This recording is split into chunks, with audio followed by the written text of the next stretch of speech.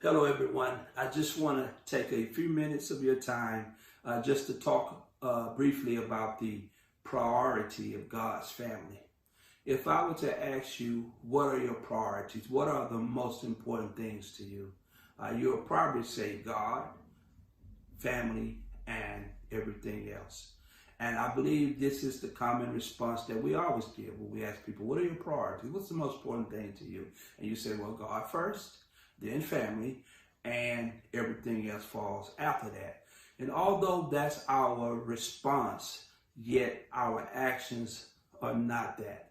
We don't always put God first. Matter of fact, God seems to sometimes become the very last thing on our list. We put our jobs before God. We put friends before God. We put family members before God. And I want to say that although we emphasize family, blood relations a whole lot, that we ought to take care of family, we ought to be there for family, we ought to love family no matter what.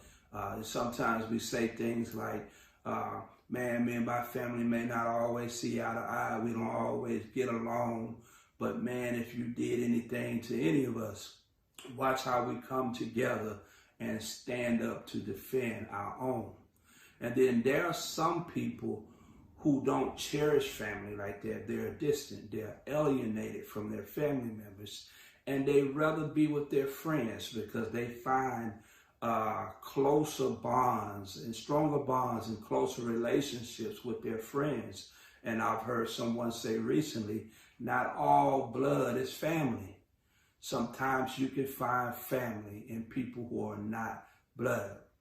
And that's all good. But the most important family is God's family. And this is what I want to drive home today, that we are to cherish God's family above all other human family or relationships. Now, let me give you an example. Jesus was teaching his disciples and teaching a multitude one day. And while he was teaching, there were some who had come to him and said, Jesus, your mother and your brother are looking for you. And they expect that Jesus was going to do what many of us do, prioritize our family, stop doing what we're doing, and then go tend to their matters. But Jesus said something that was unexpected. He said, who is my mother and my brother? And then he begins to point out to the crowd of the people that he was teaching. He said, it is he or she who doeth the will of my Father. Then and there I knew how serious God was about his very own family. And I want you today to begin to pursue being a member of God's family. Because although we say family matters and this person matters, that person matters, but God's family matters above all families. Why? Because this is the family that I know is going to heaven.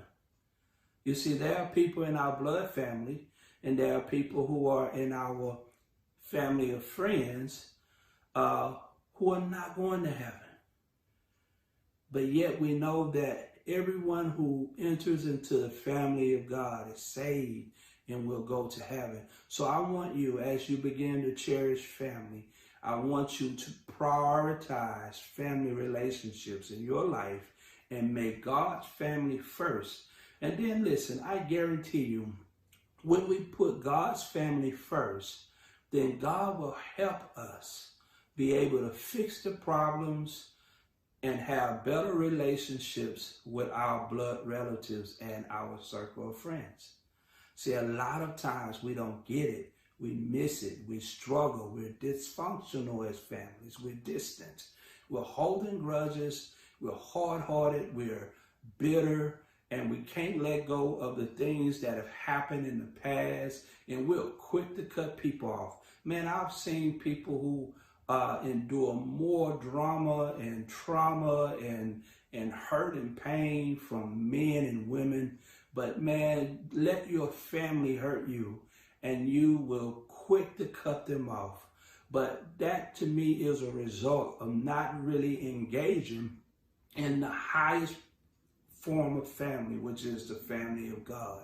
You see, when you're in the family of God, You learn how to trust. You learn how to love. You learn how to be at peace and walk in unity with one another. You learn how to exercise forgiveness.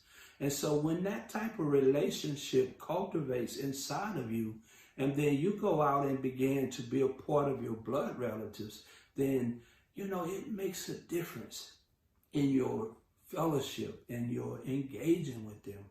And so I want to encourage you to prioritize your life. God first, then blood relative families, and then everything else. However else you prioritize it after that. Those two things are first. But God must take the number one spot in your life. And so my question as I end is which family do you cherish most?